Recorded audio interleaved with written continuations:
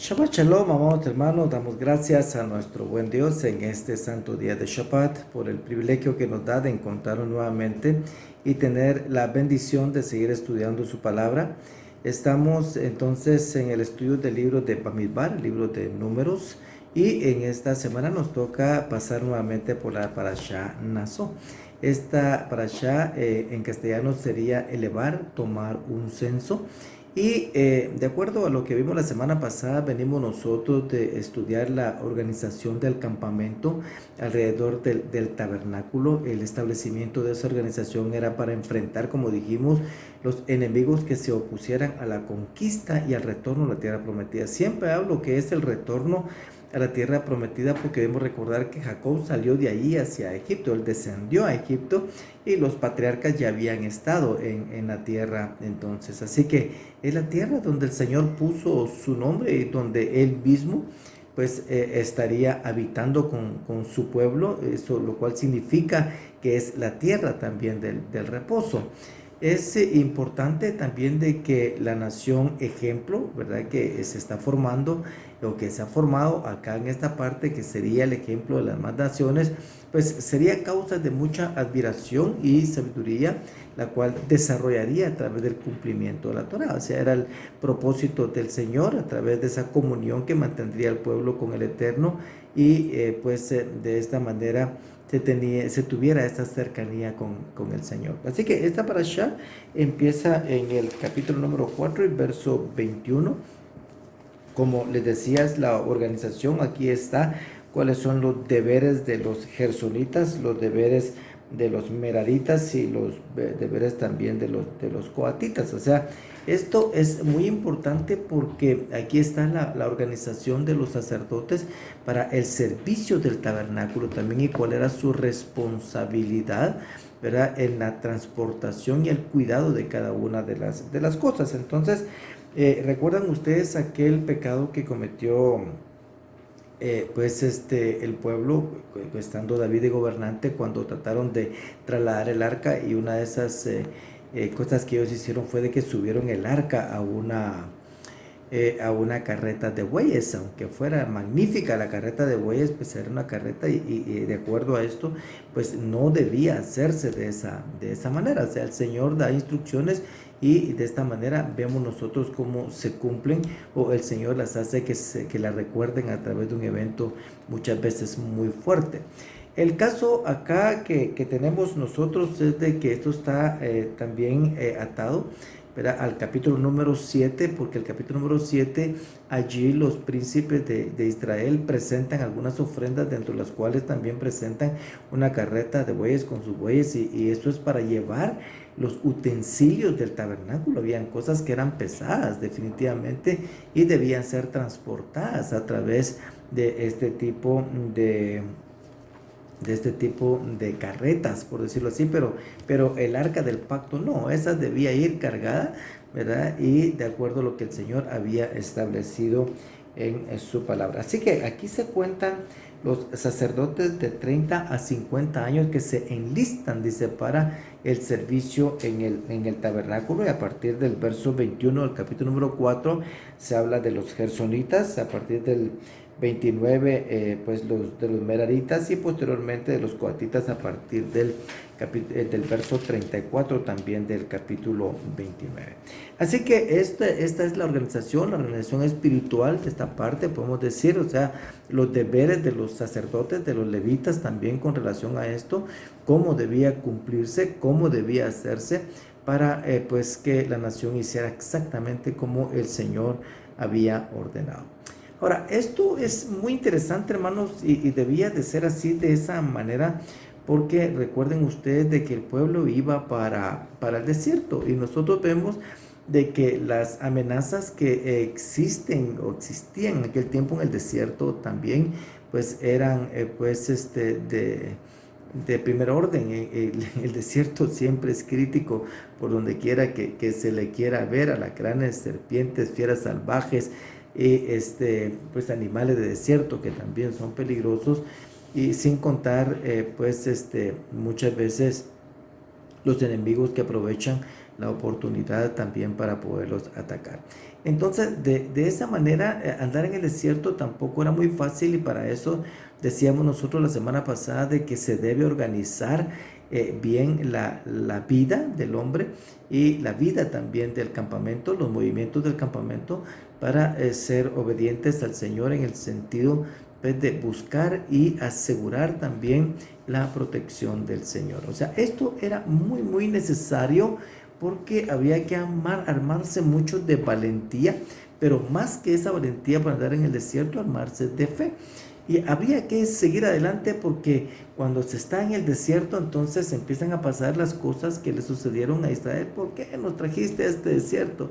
Aquí no hay agua, aquí no hay esto. Entonces empiezan las murmuraciones, empiezan también los pleitos, y esto pues causa división y causa también incomodidades, que en algún momento pues se eleva el nivel del descontento y puede causar tragedias dentro del mismo pueblo. Entonces, dentro de eso está el pueblo, falta de fe, tenían que sacar sus conceptos de lo que pues tenían, que no precisamente tenían que ver con sus ojos algo que fuera un ídolo para decirles pues de que el Señor haría todas las cosas, sino que habría que armarse de fe y decir, confiamos en que el Señor está pues en control de todo esto. Y dentro de las dudas pudieron haber sido, ¿podremos sobrevivir a esto? ¿Saldremos de esto? Estamos en el desierto, estamos con nuestros niños, con nuestros animales, nuestros ganados.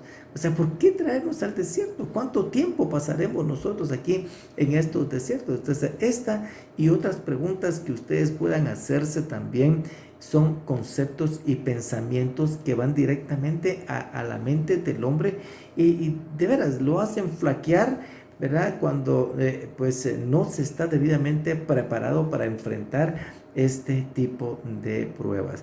Y es importante, porque era lo que hablábamos aquí en el libro de Números, de que las batallas primeramente se libran en la mente del hombre, ¿verdad? Que es su campo de batalla más importante. Por eso vean lo que dice acá en la segunda carta de los Corintios, capítulo número 10, versos 3 al 5. Pues dice, aunque andamos en la carne, oigan, no luchamos según la carne, porque las armas, dice, de nuestra contienda no son carnales, sino poderosas en Dios para la destrucción, dice, de fortalezas, destruyendo, dice, especulaciones y todo razonamiento altivo que se levanta contra el conocimiento de Dios, imagínense ustedes, y poniendo todo pensamiento en cautiverio a la obediencia a Mashiach. Esto es muy importante, hermanos, porque resulta entonces de que los pensamientos que vienen son los que vienen y debilitan al hombre a causa de pues las cosas que vienen. Pero ¿qué son estos? O sea, poco a poco se van volviendo fortalezas. Imagínense ustedes aquellas cosas que uno va armando en su mente, en imaginaciones terribles que muestra pues los peores escenarios en esta parte. Y entonces aquí es donde entra y dice de que estas pruebas que han de enfrentarse incluye especulaciones. ¿Y qué son las especulaciones? El griego para especulaciones es la palabra logismos, y la palabra logismos significa imaginaciones. Imagínense ustedes, o sea, las imaginaciones que uno pueda tener en su cabeza, lo que hacen es que lo debilitan. Y el Señor, bendito sea su nombre, sabía esto y sabía perfectamente que era necesario, ¿verdad?, de que el hombre tomara su Torah. Aquí hagan este caminar, ya tenían su Torah, y pues en base a eso poder caminar más todas las pruebas irrefutables que daban testimonio de la siempre existencia, el poder y el mover de la mano del Señor a lo largo de la travesía en el desierto. Y de esta manera nosotros podemos ver también de cómo el Señor alienta a Josué, ¿verdad? En el capítulo número 1 del libro de Josué, los versos del 1 al 11, les voy a pedir que lo lean ustedes después, pero de las cosas que le dice es: mira que te mando que te esfuerces y seas valiente, no temas y desmayes, porque el Señor tu Dios estará contigo donde quiera que tú vayas. Pero ¿qué le dice? Nunca se apartará de tu boca este libro de ley, sino que de día y de noche, de día y de noche, de día y de noche, que dice, meditarás en él. O sea, esto es llenar nuestra mente y nuestro corazón de la palabra del Señor, que nos brinda esa confianza y que nos despeja la mente de todos aquellos pensamientos que nos llevan a estar aturdidos y nos quitan la paz, y de esta manera también nos comprometen en nuestras reacciones. Muchas veces nosotros como personas sufrimos más por lo que nos imaginamos que por los verdaderos acontecimientos de la vida. O sea, la mente del hombre vive librando batallas, y dentro de ellas las batallas contra la incredulidad, ¿verdad? Lo que el Señor puede hacer y ha hecho por nosotros con pruebas irrefutables, ¿verdad? Que era lo que estábamos hablando hace un momento. Y cuando la experiencia de nuestro Señor Yeshua pues se da también en el desierto. Si ustedes se recuerdan, allá en el capítulo número 4 del libro de Mateo, todas las cosas con las cuales el enemigo también le provocó, ¿verdad? Pero la respuesta del Señor siempre fue a través de la palabra. Escrito está, escrito está, escrito está. Y estas son las cosas que nos ayudan a nosotros a entender que el defendernos con la palabra es algo con lo cual pues podemos ganar cualquier tipo de batalla. Por eso es que la orden que recibe Josué es: nunca se apartará de tu boca este libro de la ley, sino que de día y de noche, dice, meditarás en él. O sea, le aconseja en este sentido, dice: llena tu mente y tu corazón de mi Torah, y encontrarás no solo el bien, sino que encontrarás también el reposo. O sea, esto es interesante porque la palabra del Eterno realmente transforma el alma, y es algo maravilloso, pues transforma el alma, el pensamiento. Miren lo que dice un pasaje que todos nosotros conocemos bien, que está en la carta a los Hebreos, capítulo número 4, versos 12 y 13, que dice: porque la palabra de Dios, dice, es viva y eficaz y más cortante que cualquier espada de dos filos. Penetra hasta la división del alma y del espíritu, las coyunturas, dice, y los tuétanos, dice, y es poderosa para discernir. O sea, esa palabra descubre toda esta parte, los pensamientos y las intenciones del corazón. Imagínense ustedes, este es el poder de la palabra del Señor, y no hay cosa creada oculta a su vista, sino que todas las cosas están, dice, al descubierto y desnudas ante los ojos de aquel de quien tenemos que dar cuenta.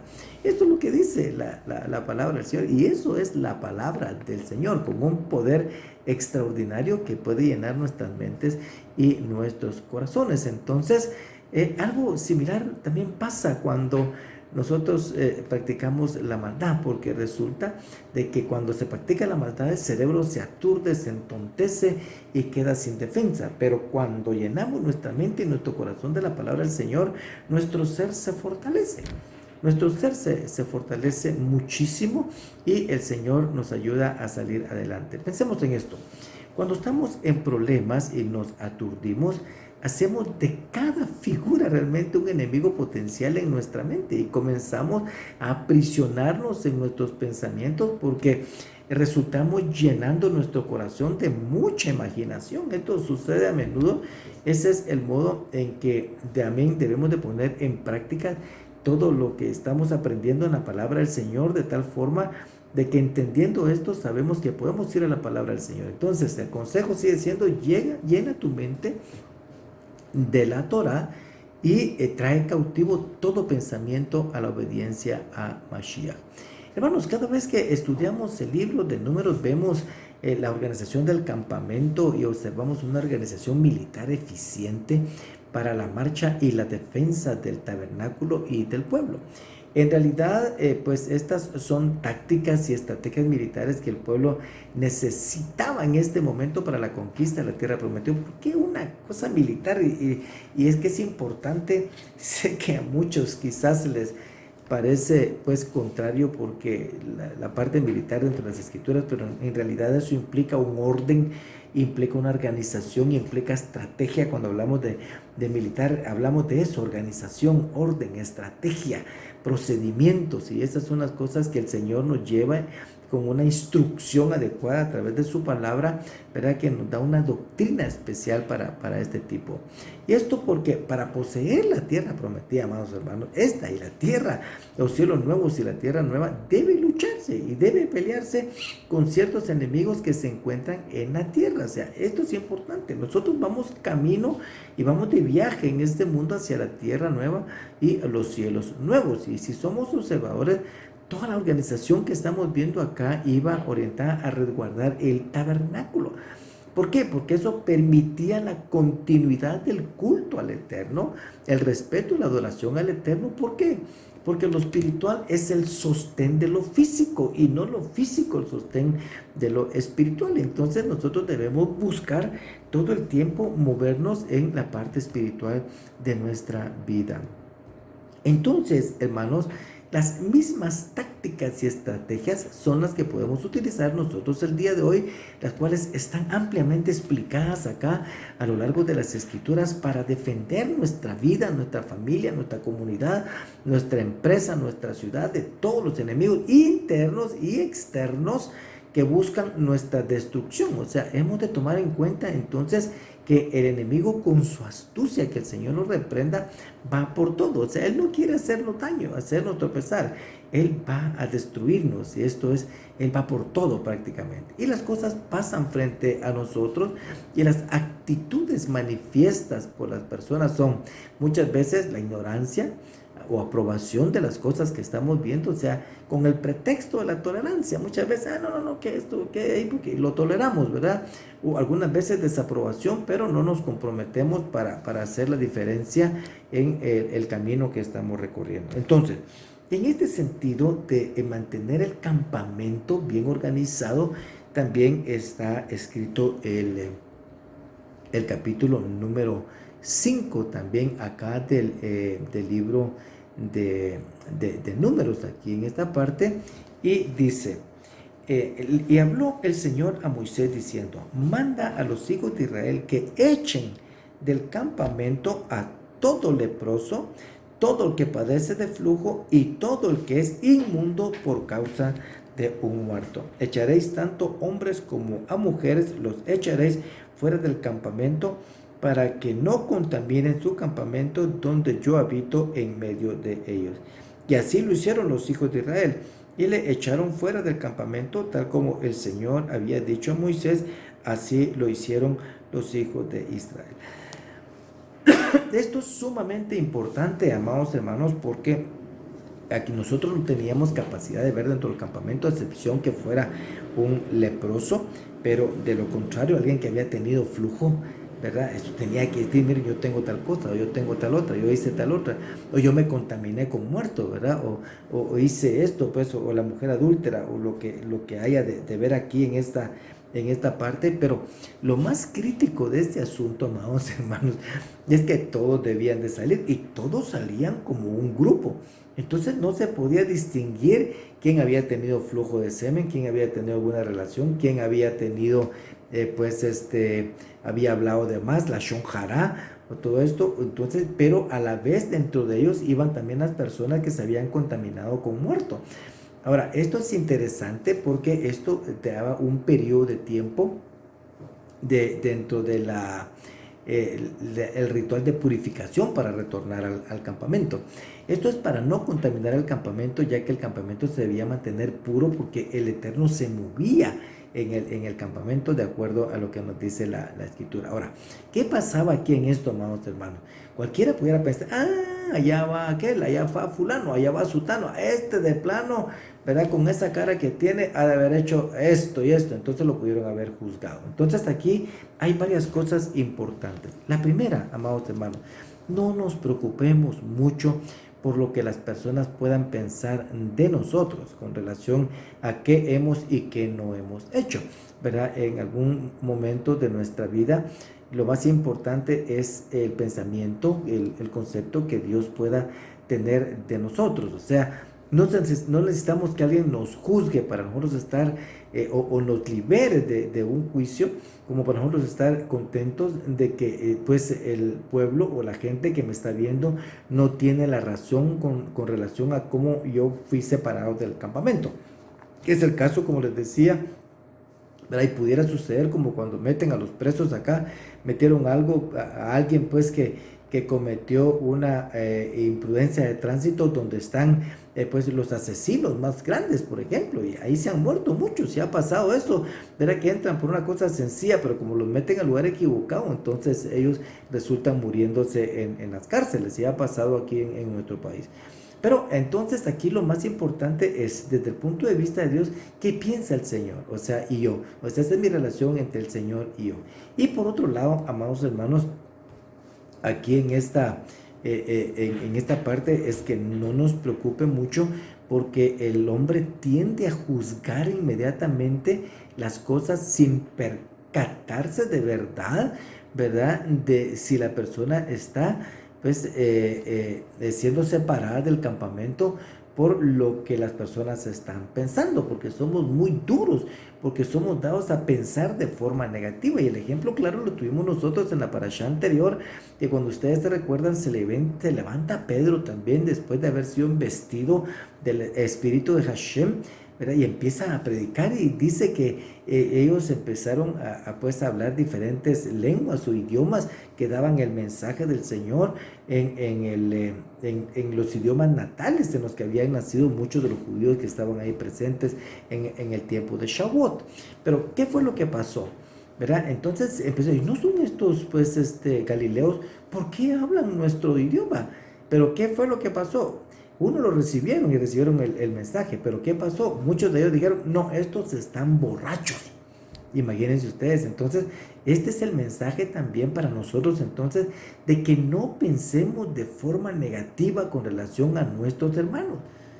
O sea, tengamos mucho cuidado con relación a esto, porque nosotros juzgamos las cosas muy rápidamente con relación a esto, y de esta manera pues ya rechazamos, así como ellos rechazaron porque estaban borrachos, sin saber que lo que se había producido en esa parte puede ser hasta una blasfemia, porque se había derramado el Espíritu de Dios y estaba siendo sellado el corazón de las personas.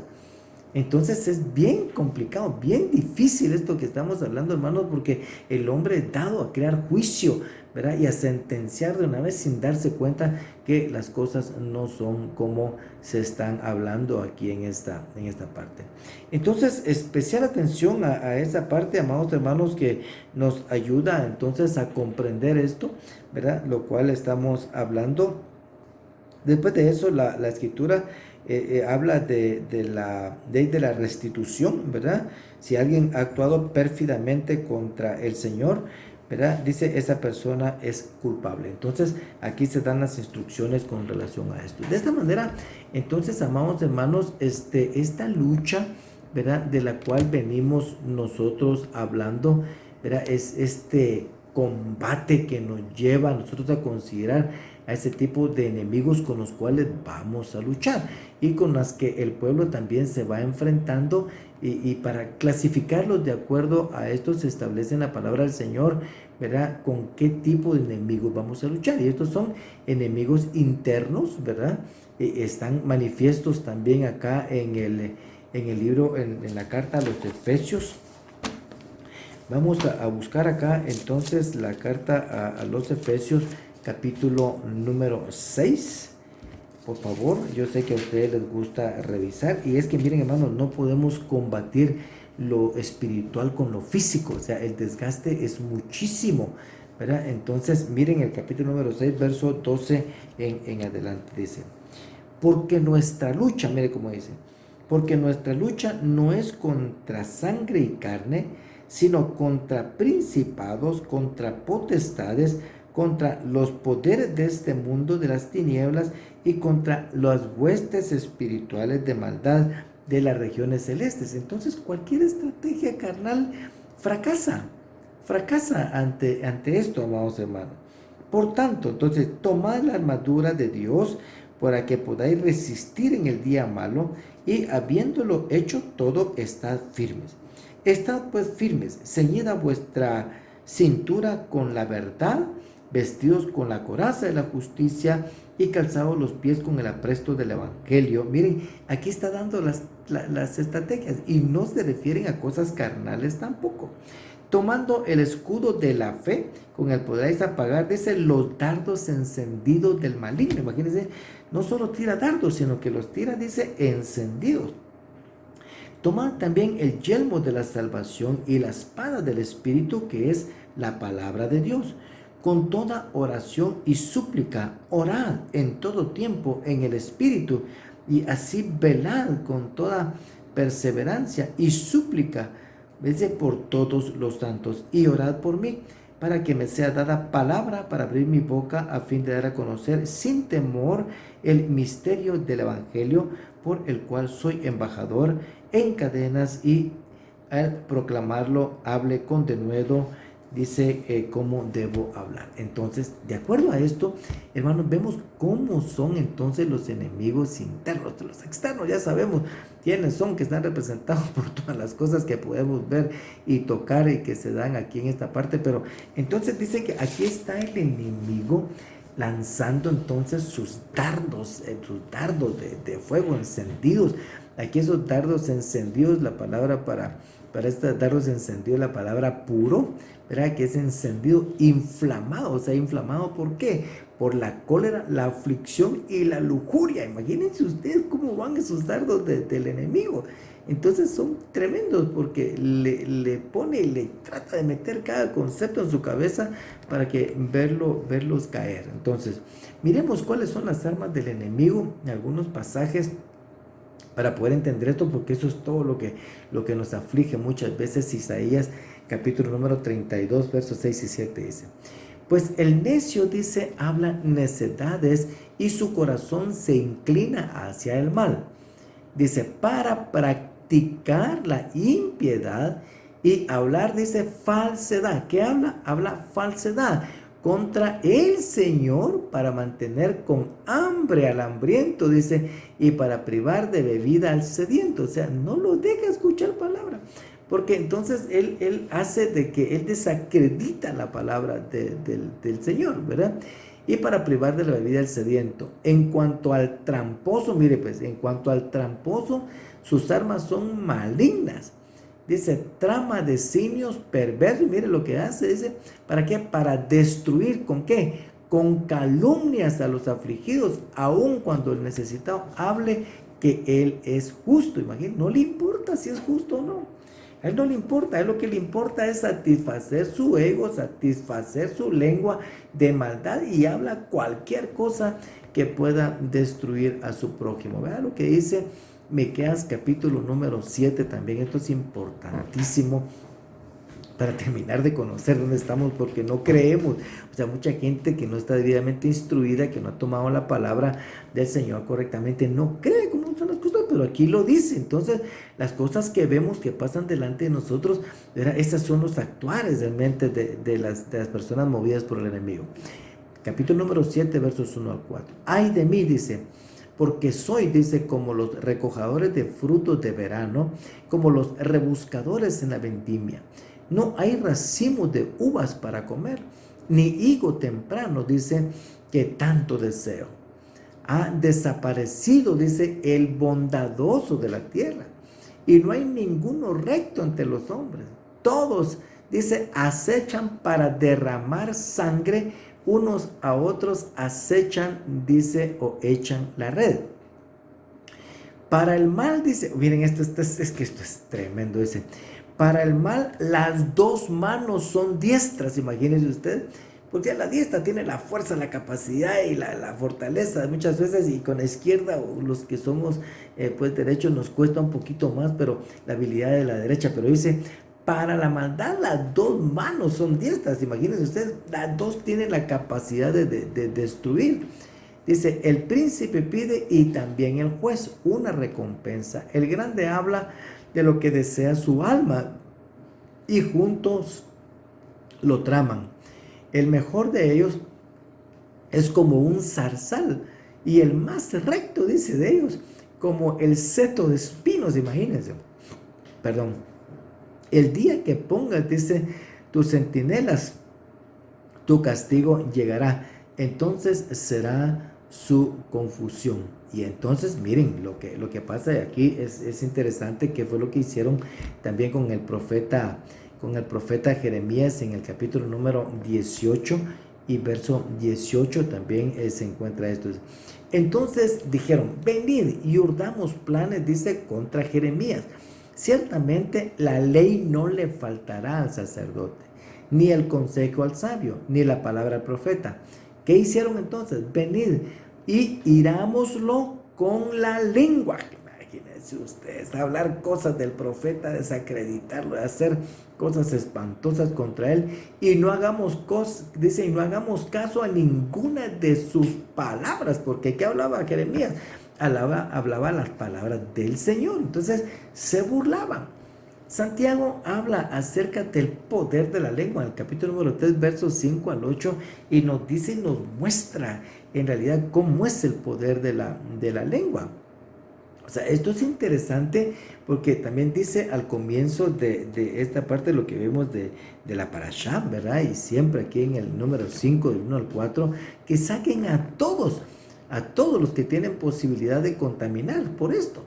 O sea, no por el contagio directo de la enfermedad como tal, sino por las causas que la provocan, ¿verdad? Ya que pues normalmente las cosas de la lepra es por la shon hara, ¿verdad? De acuerdo a lo que hemos visto en números 12, 7 al 11, el Señor pone mucha importancia a esto, amados hermanos, es un arma del enemigo y es enfático, ¿verdad? En Levítico capítulo número 19, verso 16, dice que el calumniador es el que hace esto. ¿Y quién es el calumniador? La palabra para calumniador es raquil, y ese raquil significa chismoso, calumniador, ¿verdad? De lo que también habla Santiago en el capítulo número 3, versos 5 al 8. Entonces, es terrible, es terrible. Y hablamos un poco acerca de esta parte de que salga todo aquel que está contaminado. Entonces, aún así, miren lo que hace, porque lo que hace es el pueblo. Los que estaban ahí en Hechos 2, ¿verdad? Que dijeron que los apóstoles estaban borrachos, también eran judíos, o sea, eran parte del pueblo. O sea,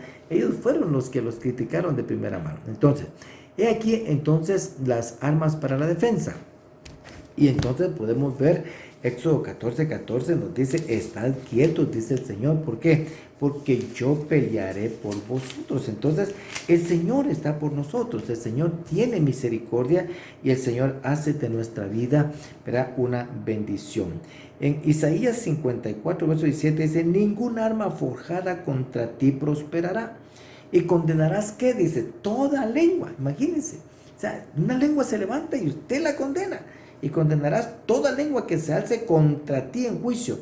Esta es la herencia, dice, de los siervos del Señor, y su justificación, su salvación, viene de mí, declara el Señor. Qué promesas más extraordinarias con relación a esto. Entonces, nosotros podemos ver esta parte y podemos descansar en el Señor. En el capítulo número 21 del Evangelio de Lucas, también vamos a leer, por favor, capítulo número 21 del Evangelio de Lucas, los versos 12 al 15, que dice, pero antes de todas estas cosas os echarán mano, os perseguirán, entregándolos a las sinagogas, a las cárceles, llevándoos ante reyes y gobernadores por causa, dice, de mi nombre.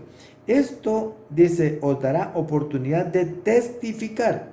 Por tanto, proponed en vuestros corazones no preparar de antemano vuestra defensa, porque yo os daré palabras y sabiduría que ninguno de vuestros adversarios podrá resistir ni refutar. O sea, el Señor está en control, el Señor está en control, y eso es bueno, y esto es bueno para nuestra vida, porque el Señor ha hecho muchas cosas a nuestro favor. Y yo voy a hablar una vez más acá, otro ejemplo en Romanos capítulo número 13. Romanos capítulo número 13, versos 10 al 14. Dice así, el amor, dice, no hace mal. El amor no hace mal al prójimo. Por tanto, el amor es el cumplimiento de la Torá. Dice, haced todo esto, conociendo el tiempo, que ya es hora de despertaros del sueño, porque ahora la salvación está más cerca de nosotros que cuando creímos. Y eso es cierto, porque cada día que pasa pues nosotros estamos más cerca de nuestra salvación. Sea que el Señor venga en nuestro tiempo o que nosotros vayamos a esperar realmente y seamos transformados, ¿verdad? De esta manera, dejando este cuerpo para tomar un cuerpo glorificado que el Señor tiene reservado para nuestra vida. Verso 12. La noche está muy avanzada y el día está cerca. Por tanto, desechemos las obras de las tinieblas y vistámonos de las armas de la luz. O sea, la noche está muy avanzada, ya va a aclarecer, tengamos paciencia, ya viene el día, y el día del Señor viene, y cuando esto venga, las obras de las tinieblas se van, y entonces seremos vestidos de luz. Verso 13.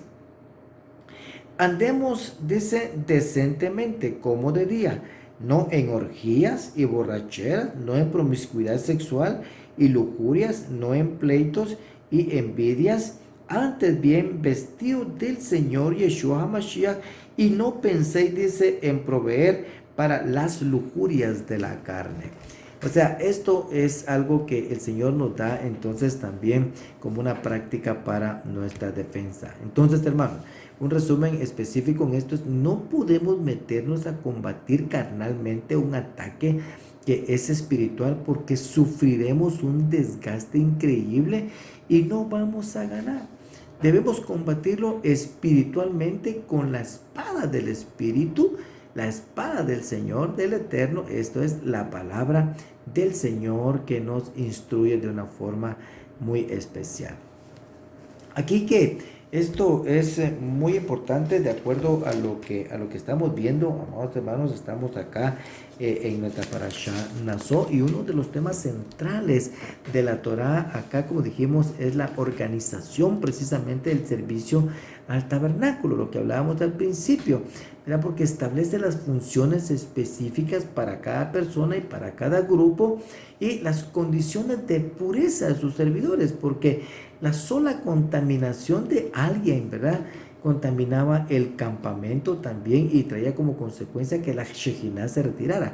O sea, ¿pero qué significa que la Shejinah se retire? O sea, que el Señor se retire. Significa desprotección, dejar al descubierto, vulnerable al pueblo frente a sus enemigos. ¿Por qué? Porque la presencia del Eterno en medio del pueblo significaba la derrota segura y completa de todos los enemigos, aún de los que estaban fuera del campamento. ¿Verdad? Que estaban en un proceso de purificación. Los que iban fuera del campamento no permanecían así todo el tiempo, sino que ellos buscaban su purificación para poder retornar al campamento del Señor. Y ahí es donde tiene sentido la necesidad de elevarse al nivel de santidad deseado, tal como lo establece el Nazir. Aquí está, en el capítulo número 6, habla acerca de la ley del nazareato. O sea, elevarse, ¿verdad?, es algo similar al sumo sacerdote, tal como lo establecen los primeros versos del capítulo número 6. Dice: y el Señor habló a Moisés diciendo: habla a los hijos de Israel y diles: el hombre o la mujer que haga un voto especial, el voto de nazareo, dice, para dedicarse al Señor, se abstendrá de vino, de licor, no beberá vinagre, ya que de vino o de licor tampoco beberá ningún jugo de uva, ni comerá uvas frescas ni secas. Todos los días de su nazareato no comerá nada de lo que se hace de la vid, desde las semillas hasta el ollejo. Durante todos los días del voto de su nazareato no pasará navaja sobre su cabeza hasta que se cumplan los días por los cuales se apartó a sí mismo para el Señor. Será santo.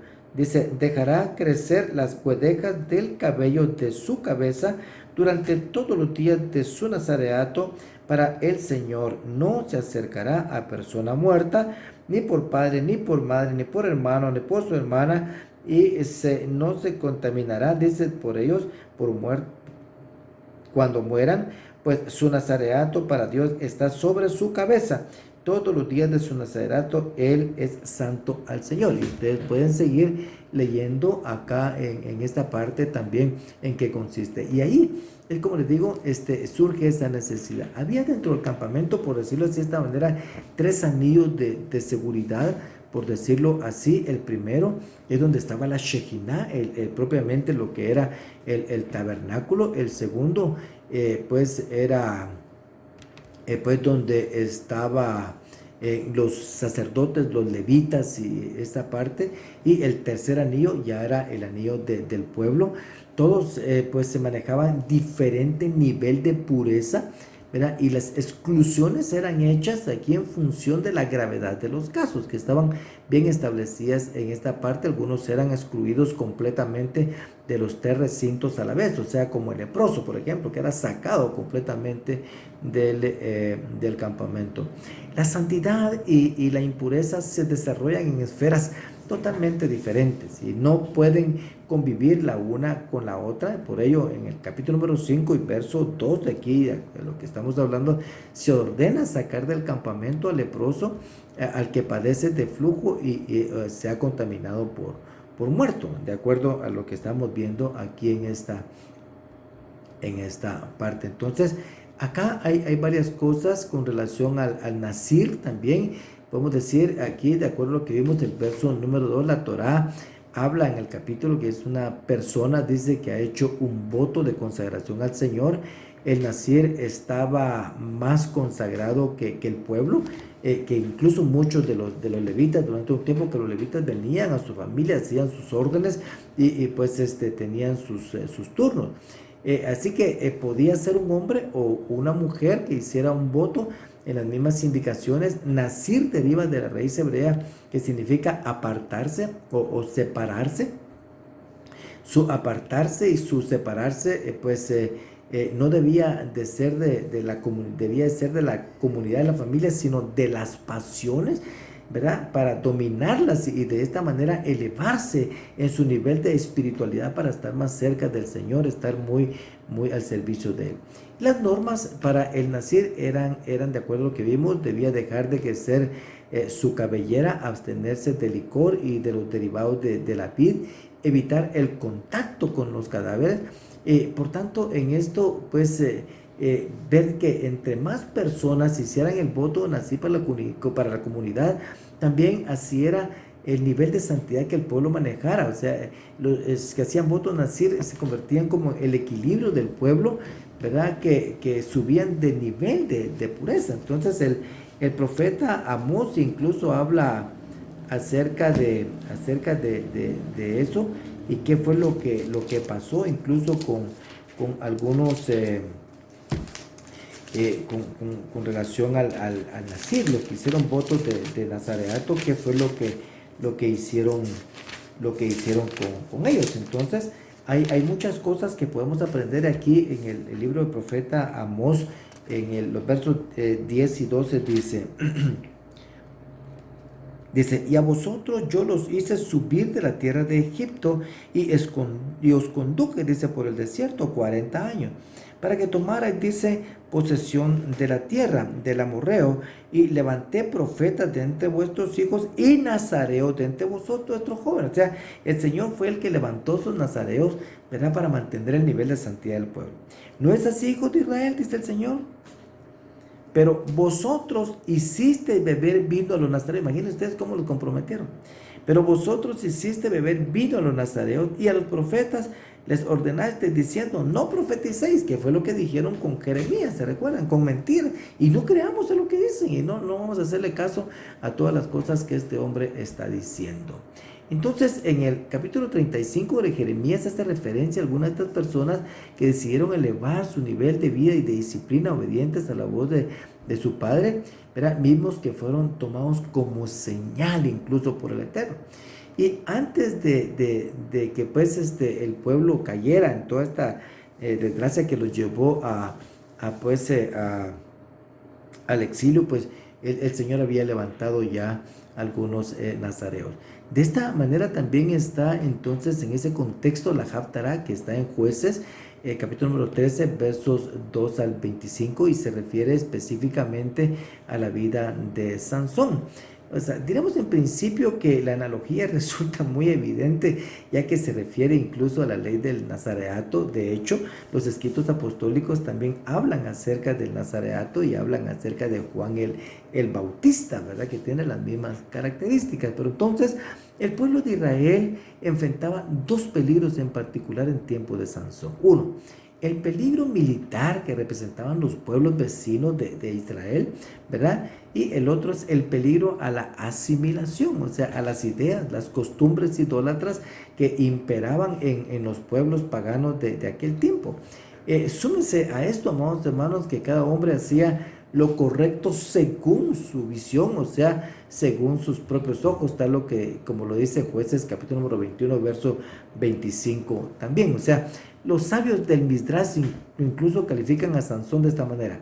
Dice que era un hombre que encaminaba su vida en pos de sus ojos, lo que significa que él iba en pos de los impulsos, y esos impulsos lo relacionaban con una mujer pagana. Y una de las cosas importantes, cuando Sansón dejó de ser nazir, recuerdan que le quitaron su pelo, también fue capturado por los filisteos y murió junto a ellos. Esto nos lleva, hermanos, a considerar que un pueblo pecador no puede ser bendecido por el Eterno, y eso es lo que nos lleva también a Números capítulo número 6, versos 23 al 26, que habla acerca de la bendición sacerdotal. Entonces, antes de pasar a esta parte, quisiera hablar un poco acerca de las pruebas de la mujer adúltera, acá en esta parte del capítulo número 5, la ley de los celos, ¿verdad? Dice, capítulo número 5, versos 11 en adelante. El Señor habló además a Moisés diciendo: habla a los hijos de Israel y diles, si la mujer de alguno se desvía y le es infiel, cuando alguno teniendo algunas relaciones carnales con ella, sin que su marido se dé cuenta, ni sea descubierta, aunque ella se haya contaminado y no haya testigo contra ella, ni haya sido, dice, sorprendida en el acto mismo, y un espíritu de celo viene sobre él, y tiene celos de su mujer, habiéndose ella contaminado, o si viene en espíritu, un espíritu de celo sobre él, y tiene celos de su mujer, no habiéndose ella contaminado, el hombre llevará a su mujer al sacerdote y llevará como ofrenda por ella 1/10 de un efa de harina de cebada. No derramará aceite sobre la ofrenda, ni pondrá sobre ella incienso, porque es una ofrenda de cereal de celos, una ofrenda memorial de cereal, un recordatorio de iniquidad. Entonces el sacerdote hará con ella, dice, que se acerque y le pondrá delante del Señor, y el sacerdote tomará agua santa, dice, en una vasija de barro, y tomará del polvo que está sobre el piso, dice, del tabernáculo, y lo pondrá en el agua. Entonces eso se le daba de beber a la mujer, y hacía que la mujer tomara juramento y le decía lo que tenía que decir. Entonces el sacerdote dice, escribirá las maldiciones en un rollo y las llevará, las lavará en agua amarga, que también se le conocía como las aguas amargas del adulterio, ¿verdad? Y la ley de los celos, y la mujer se lo tomaba. Entonces, si ella no había pecado, pues ella quedaba libre, pero si había pecado, entonces su muslo se enjutaba, entonces prácticamente era una muerte. Entonces, el punto acá, amados hermanos, que la mujer adúltera sospechosa de infidelidad peca por partida doble, peca contra el Señor y peca contra su marido. Vemos con claridad en las escrituras que las relaciones entre el hombre y una mujer, su esposa, son a menudo tomadas en cuenta dentro del Tanaj para simbolizar también la relación entre el Eterno y su pueblo. De hecho, amados hermanos, nosotros vemos con frecuencia que ese es la figura principal, o sea, es el matrimonio aquí en esta parte. Entonces, en el capítulo número 2, versos 19 y 20 del profeta Oseas, ahí se habla muy fuerte con relación a esto, ¿verdad? Y lo interesante en esto, amados hermanos, es de que la mujer pues era sometida a esta prueba por el marido que tiene celos. Ahora, es importante ver, amados hermanos, esto porque la mujer moría. Ahora, el amado en este sentido es una figura de Yeshua también, porque el amado en realidad no deja que su mujer muera. Entonces Yeshua es quien muere en el Calvario. Y lo más tremendo de todo esto, amados hermanos, que Él es el que bebe las aguas de amargura. Porque Él dice, tiene sed, y para que se cumpliera lo que habían dicho los profetas, ¿eh? Tengo sed. Entonces le dieron vinagre a beber. Esas son las aguas de la amargura que el Señor Yeshua bebió, que le tocaba de verdad pues beber a la adúltera, o sea, al pueblo que lo había traicionado. Entonces, algunos aspectos importantes con relación a este tema, amados hermanos, es de que si el esposo pudiera someter a una mujer para una prueba de estos, tenía que ser alguien de verdad intachable como esposo, ¿verdad? Una moral sexual pues limpia, y todo el tiempo que estuviera el hombre asuelto de iniquidad, la mujer podía ser sometida a esto. No existe en las escrituras un ejemplo de esto que haya pasado de esta manera, pero está escrito así de esta forma para que nosotros también lo podamos entender y pues ver con claridad qué es lo que sucede. Pero ya les dije que era algo pues que iba a pasar en los tiempos de Yeshua, habiendo pues las contaminaciones del pueblo resultaron cayendo sobre la humanidad de Yeshua aún en su muerte. Dentro de los procedimientos acá se considera la oblación de harina cebada, según Rashid dice que representa el acto bestial, o sea, la cebada es comida para animales, dice, y que confirma, dice, la sospecha del esposo estaría frente a un acto bestial de parte de la mujer, o sea, es algo carnal completamente, ¿verdad? Y dice que el sacerdote descubría públicamente la cabellera de la mujer, o sea, la dejaba al descubierto, la traición de la mujer quedaba al descubierta, ¿verdad? Principalmente en la parte del santuario, porque se debía cubrir su cabeza para honra de la mujer. Entonces, aquí en esta parte, de acuerdo a lo que estamos viendo, la figura más importante, amados hermanos, que tenemos es esa figura del sacrificio de Yeshua, que bebió las aguas de la amargura en lugar de la infiel. Entonces, hermanos, de esta manera llegamos entonces también a números 6, 24, 22 a 27, que habla acerca de la bendición sacerdotal. Y en este sentido, nosotros vemos en la bendición sacerdotal lo importante. Dice: entonces habló el Señor a Moisés diciendo: habla a Aarón y a sus hijos y diles: así bendeciréis a los hijos de Israel. Les diréis: el Señor te bendiga y te guarde, el Señor haga resplandecer su rostro sobre ti, tenga a ti misericordia, el Señor alce su rostro sobre ti y ponga en ti paz. Así invocarán mi nombre, dice, sobre los hijos de Israel, y yo los bendeciré. Entonces acá en esta parte podemos ver que es una bendición muy muy especial. Dice la bendición: que el Señor te bendiga y te guarde, te bendiga. Es una bendición completa de lo alto, es una señal de bondad de parte del Señor para la vida del hombre, ¿verdad? Y comprende todos los ámbitos de su vida, que incluye también lo material. O sea, es que tu fortuna sea bendita, que tu fortuna sea fuerte aquí sobre la tierra de los vivientes. O sea, esto es una fortuna que puede pasarse incluso a las otras generaciones. Que el Señor te guarde, o sea, que no te ataquen los ladrones, te roben tu fortuna. O sea, quiere decir que el Eterno es quien da y protege lo que te ha dado. Y por eso algunos de los estudiosos estiman que las bendiciones siempre siguen, dice, este es Nachmanides, dice, siempre siguen el mismo camino, o sea, de arriba hacia abajo. Por eso es de que se considera como una señal de bondad, ¿verdad? Y que el Señor dice: haga resplandecer su rostro sobre ti. Qué cosa más extraordinaria, porque el Eterno haga su rostro benevolente resplandecer sobre ti. Quiere decir que Él te preste la luz de su gloria, ¿verdad? La luz de su Torah, y pues que puedas caminar a la luz del rostro de Mashiach para que pues tenga una relación en la cual no se pierda ni un solo instante de su vida. Te otorgue misericordia, o sea, te otorgue gracia, gracias gen, ¿verdad? En esta parte literalmente es que el Señor te dé encanto, ¿verdad? Ese tipo de gracia que está reservada para aquellos que han sabido merecer la amistad del Señor. Miren, siempre me ha encantado algo que les voy a leer en este momento, que se encuentra en el libro del profeta Jeremías, capítulo número 31. Vamos a ver acá, capítulo número 31 y verso 20. Miren lo que dice el Señor cuando se haya gracia delante del Señor, y dice, ¿qué es lo que pasa? ¿Qué el encanto que les digo que el personal que el Señor pone en sus hijos? Dice, ¿no es Efraín mi hijo amado?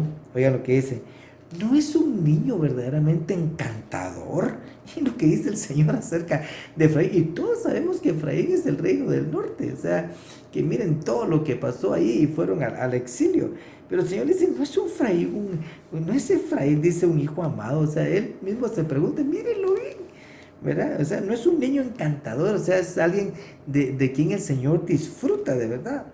Pues siempre que hablo contra él, dice, pues siempre que hablo con él, lo recuerdo, dice, aún más, o sea, lo amo, ¿verdad? Por eso mis entrañas, dice el Señor, se conmueven por él. Ciertamente tendré de él misericordia, declara el Señor. Que el Señor tenga esa misericordia con todos nosotros. Vuelva a ti su rostro, dice, que reprima su cólera por tus pecados y voltee su mirada hacia ti. Te conceda la paz, o sea, esta shalom. Esta bendición se aplica al nivel individual, familiar, dentro de la comunidad y nacional. O sea, este es el concepto ideal de paz que reúne todas las bendiciones espirituales, entonces, ¿verdad?, y materiales en un solo conjunto. El capítulo número 7 de acá del libro de Bamidbar habla acerca de las ofrendas que trajeron entonces los príncipes. O sea, es interesante en todo esto porque todos trajeron lo mismo, pero lo interesante de que todos trajeron lo mismo aquí en esta parte es algo pues que pudieron decir, bueno, al final los príncipes fueron fulanos, sutanos, o sea, los 12, y ellos trajeron cada uno una carreta, tantas bandejas de plata, de oro y eso sumó tanto. Miren, un capítulo que tiene 89 versos, que es uno de los capítulos también más largos aquí de las escrituras, ¿verdad? Y es que repite lo que trajo cada uno, y en realidad es que cada uno de nosotros cuenta por nombre, como hemos dicho, pero lo más importante es que todos tenemos el mismo valor, ¿verdad? Nadie es más importante que otro. De esta manera, entonces, aquellos que les gusta ser el centro de atracción, el centro realmente, que el mundo gira alrededor de ellos, ¿verdad? Eso no funciona así de esa manera, porque en realidad no existe esa parte. En mis primeros tiempos pues de mi vida como creyente, leíamos nosotros en algún tiempo también algunos estudios, allá entrándonos al estudio de la escritura, que se llamaba Cristo el Centro. Yo creo que era de una serie de los navegantes, algo así, si no recuerdo mal, pero eso enseña que el centro de tu vida debe ser el Mashiach, ¿verdad? De esta manera, y no nosotros. O sea, el mundo no gira alrededor nuestro, sino que el mundo gira porque nosotros, ¿verdad?, giramos alrededor de Mashiach. O sea, Mesías Yeshua es el centro. Esto es lo que debe ser, y a Él es a quien rendimos nuestra vida y nuestras ofrendas. Bendito sea el Señor, amados hermanos, por esta maravillosa parashá Naso. Nos deleitamos en el Señor realmente en todos estos conceptos, estas enseñanzas que el Señor hace para nuestra vida, y nos permite deleitarnos en su buena palabra, en sus promesas maravillosas, las cuales pues son un amén para nuestra vida. Así que con autorización, con el permiso de mi Padre Celestial, nuestro buen Dios, yo los voy a bendecir en esta hora, y que Él haga una señal de bondad sobre ustedes. Amén. Que el Señor les bendiga y les guarde, que el Señor haga resplandecer su rostro sobre ustedes, tengan ustedes misericordia, que el Señor alce su rostro sobre ustedes, pongan ustedes shalom. Que la bendición del Altísimo, el Dios y Padre Celestial, les permita morar al abrigo del Altísimo y a la sombra del Omnipotente, les permita ver el bien de Jerusalén en sus días y les permita caminar a la luz del rostro de Mashiach. Los bendigo en el nombre de Yeshua Mashiach Melech Israel. Amén. Y en este momento también quisiera orar por todos mis hermanos y ateos que tienen la oportunidad de escuchar este mensaje, ¿verdad? Para aquellos que se encuentran enfermos o que se encuentran pasando diferentes dificultades. Oremos y confiemos en el Señor. Hagámoslo con fe para que el Señor obre en nuestra vida, en nuestro corazón, y que Él toque nuestro ser para salvación, para vida, para liberación de la enfermedad, del dolor, de la tristeza, de la angustia, de la prueba, y el Señor se manifieste hoy en sus vidas con sanidad. Padre eterno, Señor Dios Todopoderoso, amado Padre Celestial que estás en gloria, santificado sea tu nombre. Bendito eres tú, Altísimo, Dios Santo de Israel, que nos das la vida. Bendito seas tú, mi Dios eterno, que tienes compasión de tu pueblo. Sabemos, mi Señor, en esta hora, y tú has puesto en nuestro corazón realizar, Señor, este momento de oración, es porque hay algunos hermanos que están teniendo dificultades fuertes, mi Señor, pruebas difíciles, mi Padre, que muchas veces las llamamos los pasos por esos desiertos de la vida. Te rogamos, Señor, que tú seas propicio a las necesidades de mis hermanos.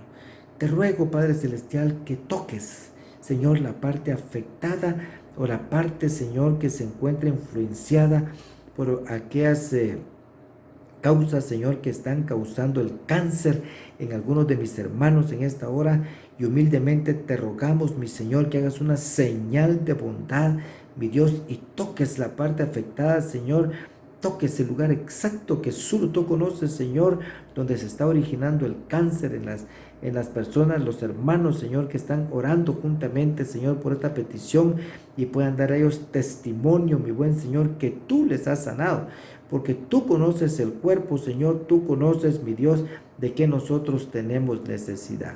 Te ruego que tu mano bendita se pose para salvación, para libertad, para sanidad, y que mi Dios manifiestes tu gloria, que ese fuego maravilloso, Señor, cauterice, mi Dios eterno, esa causa en este momento, Señor, la apague completamente, Señor, que la carne, la piel, los huesos, los órganos, la sangre sea limpia en este momento, mi Señor, las entrañas y todo, mi Dios, el cuerpo de mis hermanos sea limpio por ese fuego, mi Señor, de tu Espíritu. Mi Padre, sean purificados, mi Señor, y limpios de toda enfermedad, para que sean levantados para gloria, Señor eterno, de tu nombre, porque tú eres el único que puede dar sanidad y salvación. Tu nombre sea exaltado, mi Dios, en esta hora. Bendecimos tu nombre, mi Dios eterno, roca nuestra y gloria nuestra. A ti sea la gloria, la alabanza, porque en ti confiamos y en ti esperamos, Señor. Bendito sea tu nombre, Señor. Bendice a tu pueblo. Bendice a nuestros hermanos, Señor, y que tu nombre, mi Dios eterno, sea, mi Dios, enaltecido en la alabanza de tu pueblo. Te bendecimos, Señor, en el nombre bendito y glorioso de Yeshua Mashiach, Melech Israel. Amén. Amén y amén. Shabbat Shalom, amados hermanos, que la gracia del Señor, nuestro Dios y Padre Celestial, les acompañe y les siga bendiciendo. Amén.